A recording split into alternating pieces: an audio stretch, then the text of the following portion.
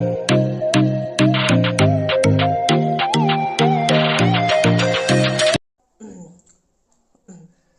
what's up guys, welcome back to my channel and welcome back to our new video. So guys, कैसे हैं आप सब? I hope you guys are doing well.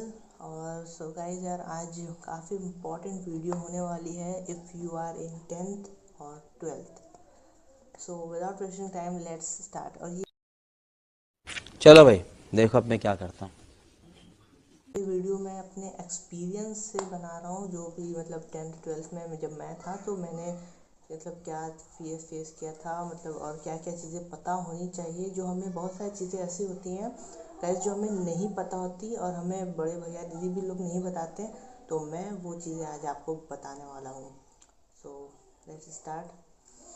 सो सबसे पहले first of all अगर if you are in 10th, जब एक बच्चा जब 1 क्लास 2 3 4 5 6 7 8 9 क्लास पार करके जब एक 10th में आप जाते हैं, तो 10 के बाद 10 तक आप किसी भी स्कूल में पढ़ लीजिए, वो ठीक है, कोई दिक्कत नहीं है। 10th के बाद आई वुड सजेस्ट यू कि मेरे हिसाब से 10th के बाद ना आपको 10th से 11th एक काफ़ी ना एक लॉन्ग जंप होता है।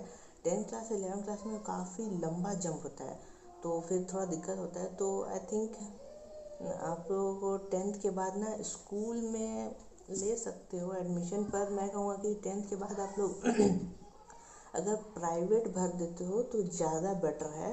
मैं क्यों बोल रहा हूँ कि अभी उसका रीज़न भी बताऊँगा कि मैं क्यों कह रहा हूँ कि 10th के बाद जब 10th आपका हो गया, 10th के बाद आप लोग 11th में स्कूल में एडमिशन ना लेके प्राइवेट भर दो।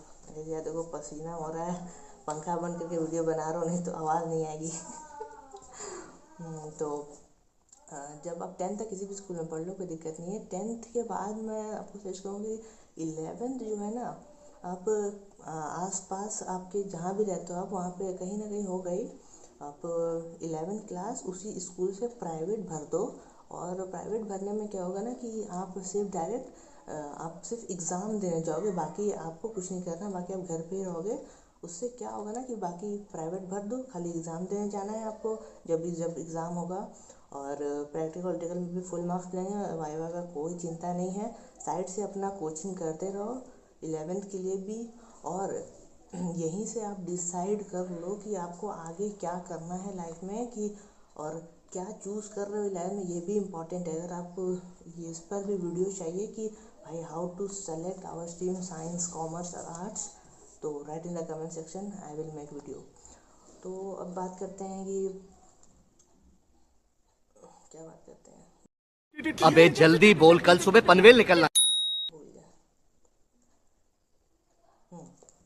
कि 11th क्लास अपना प्राइवेट भर दीजिए, स्कूल से आसपास होगा, अपने आसपास पता करिएगा। उसके बाद अपना साइड से अपना कोचिंग करते रहिए और डिसाइड कर लीजिए कि मुझे आगे करना क्या है। मतलब कि अगर जैसे एग्जांपल में, जैसे आप अगर मैथ्स ले रहे हैं 11th में और आपको आगे जेई का देना है, और या चाहे आप बायो ले रहे हैं तो आप नीट का एग्ज़ाम देंगे, तो तो यू मेक श्योर आप अभी से अपनी प्रिपरेशन को स्टार्ट कर दीजिए 11 से ही, क्योंकि ये इट्स द बेस्ट टाइम होता है जे और नीट की कंपटीशन किसी भी तैयारी करने के लिए। हमारे टाइम में मतलब ऐसे हम लोग उतना पता नहीं था, तो मैं आप लोग बता रहा हूँ कि अगर आपको आगे इंजीनियरिंग फील्ड में जाना है, चाहे मेडिकल फील्ड में जाना है, और अगर आप जेई और नीट एग्ज़ाम देंगे अगर 12th के बाद, या अपीयरिंग में भी देते हैं लोग, तो आप 11 से ही उसकी तैयारी शुरू कर दीजिए। साइड से अपना कोचिंग इंस्टीट्यूट ज्वाइन कर लीजिए और उसका साइड से तैयारी करते रहिए, क्योंकि क्या होता है ना कि बहुत सारी चीज़ें ऐसे होती हैं ना, हमें पता ही नहीं होता है और बड़े भैया दीदी लोग भी नहीं बताते हैं। तो मैंने जब अपना 10th 12th में था तो मैंने ये चीज़ें एक्सपीरियंस की, तो मैं आपको अपने एक्सपीरियंस से बता रहा हूँ। 11th में आप प्राइवेट भर दीजिए, फिर घर से अपना कोचिंग इंस्टीट्यूट ज्वाइन कर लीजिए, आगे यहीं से डिसाइड कर लीजिए। अगर आपको जेई या नीट देना है, इंजीनियरिंग चाहे मेडिकल फील्ड में जाना है, तो आप यू मेक श्योर 11 से ही आप अपनी तैयारी शुरू कर दीजिए। क्योंकि मैंने भी नई तैयारी शुरू की थी, तो मुझे पता चल रहा है कि 11 से ही तैयारी शुरू कर देनी चाहिए। क्योंकि क्या होता है ना, 11 12th में आप जो भी लीजिए, मैथ लो चाहे बायो लो, होता है ना कि 2 साल तो ऐसे ही आपको समझते समझते ही साला 2 साल बीत जाता है तो। और हम लोग समय तो साला कोरोना था तो और भी ऐसे ही पूरा दाड़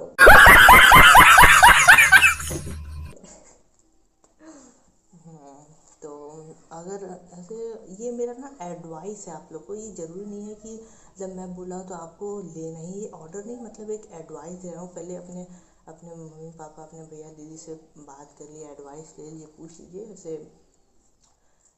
क्योंकि क्या होता है ना कि जब आप अगर स्कूल में एडमिशन ले लें, हो सकता है कुछ लोग रिलेट कर पा रहे होंगे जो 11th-12th पढ़ चुके हैं, और कुछ लोग नहीं कर पा रहे होंगे। कोई दिक्कत नहीं है, बाद में समझ जाएंगे क्या बोल रहा हूँ मैं।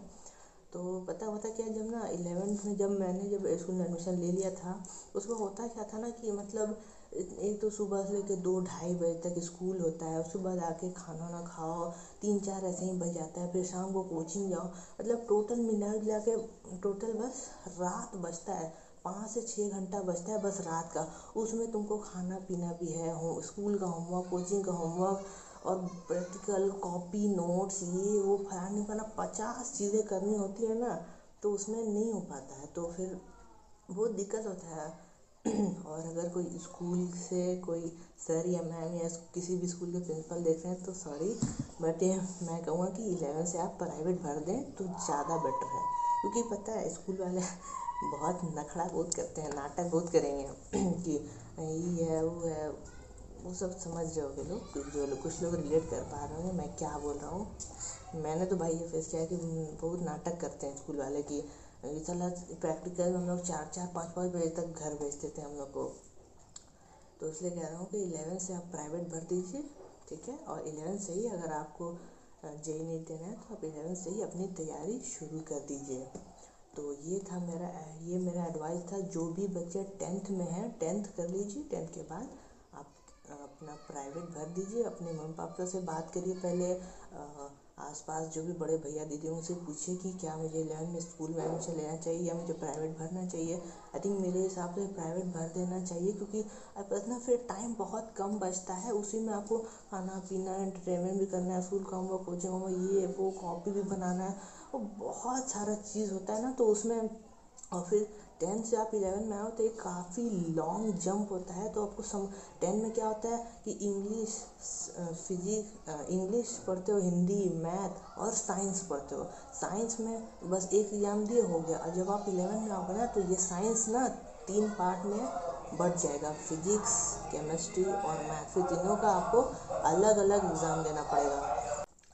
सो आई होप गाइज आप मेरी बातों को समझ पा रहे होंगे, रिलेट कर पा रहे होंगे। तो ये मेरा एडवाइस था। जो भी क्लास 10th के बच्चे हैं तो ज़्यादा से ज़्यादा इसको शेयर करिए अपने, जो भी हमारे छोटे भाई बहन हैं जो अभी 10th में गए हैं, चाहे 10th पास करने वाले हैं एग्ज़ाम, जो भी हमारे छोटे भाई बहन हैं जो अभी 10th में गए हैं, चाहे 10th पास करने वाले हैं, एग्ज़ाम आने वाले हैं या हो रहे हैं शायद हम, तो उन तक पहुँचाइए, उन्हें बताइए। क्योंकि पता है ये सब कुछ बातें ना वो हमें पता नहीं होती, और बड़े भैया दीदी लोग भी ना हमें नहीं बताते हैं। और वो जब हम वो फेज़ हम पार कर जाते हैं ना, तब हमें एक्सपीरियंस होती है कि अरे यार ये तो साला।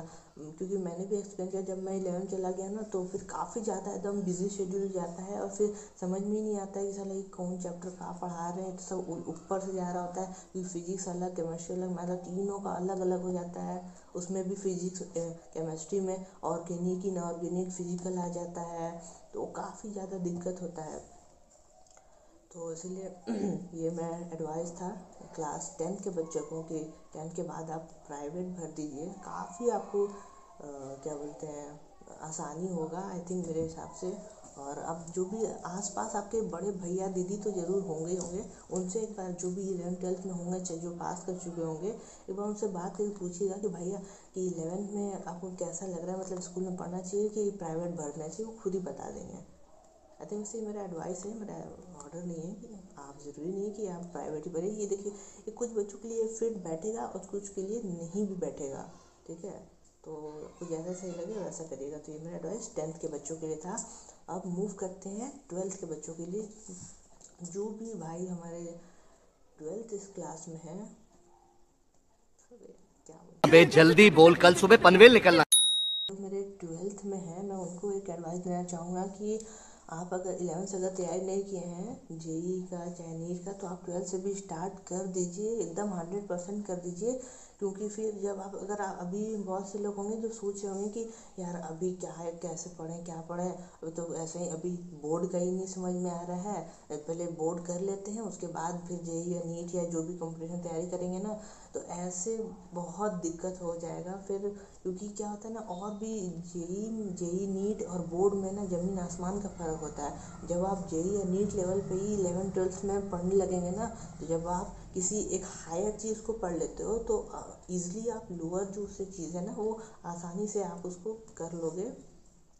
और जो भी कंपटीशन का एग्ज़ाम आप देने वाले हैं, एंट्रेंस टेस्ट, चाहे जेई हो, नीट हो, वेब जेई, बिट सैट हो, चाहे नेस्ट नेफ्ट, कुछ भी आप दोगे, मैं एक चीज़ आपको बता दूं कि आपके 10th के मार्क्स आज के समय में अब कोई इम्पोर्टेंट नहीं है।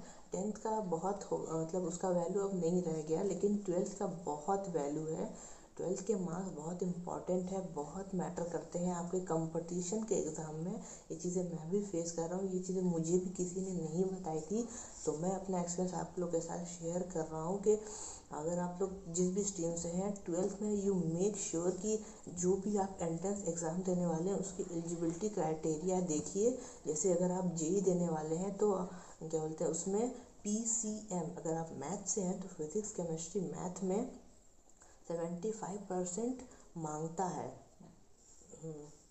75% मांगता है जेई में, और बाकी सारे जो एग्ज़ाम्स होते हैं उसमें भी मिनिमम 50% चाहे 60% मांगता है। बट ये 50% 60% ओवरऑल परसेंटेज नहीं चाहिए हमें, वो हमें PCM फिज़िक्स केमिस्ट्री मैथ में जो भी तीनों का नंबर ऐड करके उसको डिवाइड बाय 3 कर दीजिए। वो जो नंबर आएगा ना तो उसे वो कम से कम 50%, 60%, 75%, इतना इतना अलग अलग एग्ज़ाम का अलग अलग क्राइटेरिया होता है, तो ज़्यादा हो तो ज़्यादा बेटर है। क्योंकि क्या होता है फिर बाद में अगर नंबर कम होता है और वो एंट्रेंस एग्ज़ाम देने जाते हो तो फिर एलिजिबिलिटी क्राइटेरिया ही आपको फुलफिल नहीं होता, तो अगर निकाल भी लिए तो आपको वो लेगा ही नहीं क्योंकि आप एलिजिबल ही नहीं हो। क्योंकि जेई में 75% मांगता है, तो अगर नहीं है तो फिर आप वो ले ही नहीं पाओगे। जेई में 75% मांगता है, और जो बाकी एग्ज़ाम्स होते हैं किसी में 60% होना चाहिए PCM में। ओवरऑल अच्छा हो तो बहुत अच्छी बात है, लेकिन अगर ना हो तो कम से कम 70-75 तो ले ही आना ओवरऑल कम से कम। और PCM में यू मेक श्योर कि 70-75 हो। अगर नहीं है तो बाकी सारे एंट्रेंस एग्ज़ाम दे सकते हो। जैसे उसमें भी बहुत सारे एग्ज़ाम में 60% मांगा है, किसी में 50% मांगा है। CUT में आई थिंक 50% है, और किसी किसी में 60 है, और जेई में 75% है। तो ये सबसे ज़्यादा लोग जेई को एग्ज़ाम जेई और नीट देते हैं। नीट का नहीं पता मुझे क्योंकि मैं मैथ से हूँ। जेई का मैं कहूँगा कि जो भी लोग 12th के बाद जेई का एंट्रेंस देने वाले हो, वो यू मेक श्योर कि आपके 12th में PCM में 75% होने ही चाहिए। क्योंकि ये चीज़ें पता है, ये चीज़ें पहले हमें मतलब जब 11th-12th में होते हैं ऑलरेडी हमारा सिलेबस इतना वास्ट होता है, ऊपर से नोट्स बनाना है, होमवर्क है, कोचिंग है, ये वो 50 चीज़ें, practical, exam, test fest, half yearly exam, ये बहुत सारी चीज़ें होती हैं ना, तो उसमें आदमी उलझ जाता है कि मतलब यही प्रेजेंट का देखता है, आगे का एक स्टेप देख ही नहीं पाता है। और फिर बाद में रियलाइज़ होता है कि यार अरे यार इसमें तो 75% है ही नहीं, साला कोई बताया भी नहीं, जिसे मैंने भी फेस की। तो आप कम से कम PCM में 75% ले ही आना ओवरऑल, और ज़्यादा ही चाहिए। ओवरऑल ठीक है, कोई दिक्कत नहीं जितना भी हो, बट अगर देखिए आगे जब भी जो भी एंट्रेंस एग्ज़ाम दीजिएगा आप लोग, मेनली 11th और 12th ही पूछेगा। ठीक है, आपका कोई भी एंट्रेंस देंगे मोस्टली 11th-12th ही सिलेबस होता है आपका। तो मेक श्योर कि अगर जेई का एग्ज़ाम दे रहे हो तो 75% भाई ले ही आना। क्योंकि यार ये NT का कोई भरोसा नहीं है, कभी 75% लगा देता है, कभी हटा देता है, कभी कुछ करता है, मतलब क्या ही बोला जाए। ये भी नहीं कि पहले से बता कर रखे हैं, एंड टाइम पे आके बोलेगा कि भाई 75% लगा दिए, जो भी बच्चे 75% नहीं है PCM में, फिर वो एलिजिबल ही नहीं है। दे भी दिए तो काउंसलिंग में तो वो मिलेगा ही नहीं, तो फिर प्राइवेट लेना पड़ेगा। तो जो भी जेई का एग्ज़ाम देने वाले हो भाई, PCM अपियरिंग में हो तो कोई दिक्कत नहीं है, क्योंकि अपियरिंग में जब फॉर्म भरोगे तो 12th में आप अपियरिंग डालोगे तो कोई दिक्कत नहीं है। अगर ड्रॉप ले रहे हो ना, तो ड्रॉप में आपको 12th में 75% फिज़िक्स केमिस्ट्री मैथ तीनों में ले ही आना। ये सब कुछ बातें ना जो मतलब आदमी मतलब बड़े लोग भी भैया दीदी लोग नहीं बताते। ये मैंने भी फेस किया कि लोगों क्या है भाई, स्कूल वालों को ये बताना चाहिए कि भाई देखो, अगर आगे तुम ये दे रहे हो, तुमको इतना परसेंट ले आओ ताकि आगे के लिए तुम्हारा सिक्योर हो जाए। नहीं तो फिर फालतू में ड्रॉप लोगे, फिर इम्प्रूवमेंट भरोगे, ये वो ऐसे फिर दिक्कत होता है ना फिर। तो ये एडवाइस था मेरा 12th के बच्चों के लिए और 10th के बच्चों के लिए। एक बार मैं रिपीट कर दे रहा हूँ। 10th में जो भाई लोग हैं, जो छोटे भाई बहन लोग हैं, वो 10th के बाद प्राइवेट भर के अपना साइड से कोचिंग करते रहिए। और अभी जितना जल्दी हो सके डिसाइड कर लिए कि आगे क्या करना है। अगर इंजीनियरिंग करनी है, चाहे नीट देना है, तो आप 11 से ही तैयारी शुरू कर दीजिए, नहीं तो बाद में बहुत दिक्कत होगी। ये आप नहीं समझ पा रहे हैं, बट मैं अभी समझ पा रहा हूँ। जो भी और बहुत लोग रिलेट कर पा रहे होंगे, कुछ लोग रिलेट नहीं कर पा रहे होंगे, वो आपको समझ में आ जाएगा 1-2 साल में। जब 11th-12th में आएंगे, चाहे पास करना, तो सब समझ में आ जाएगा कि मैं क्या बोल रहा हूँ। ठीक है, तो ये था 10th के लिए। और 12th के लिए था कि हम देंगे आप तो कम से कम आपका 12th में PCM में बहुत ज़रूरी है। अगर जेई दे रहे हैं तो 75% यू मस्ट, 75% होना ही चाहिए। नहीं तो एनटीए कोई भरोसा नहीं है, कभी लगा देगा, कभी हटा देता है, बताएगा भी नहीं सब। 2 महीना पहले तो निकाल देंगे कि भाई 75% लग गया। अब जो लोग का नहीं होगा, बता, वो तो दे नहीं पाएंगे। और साल भर से 2 साल से तैयारी कर रहे हैं, उनका क्या फिर? हाँ, तो 75% होना ही चाहिए। किसी किसी एग्ज़ाम में 60% मांगता है, किसी किसी में 50% भी मांगता है। 50% फिजिक्स केमिस्ट्री मैथ में होना चाहिए। और ऐसे ही बस यही था वीडियो। और ऐसे ही अगर इन्फॉर्मेटिव वीडियोस चाहते हो तो make sure to subscribe the channel and hit that like button and share with your friends. और क्या, तब तक के लिए जय हिंद, जय Bharat. Bye bye, tata, goodbye, गया।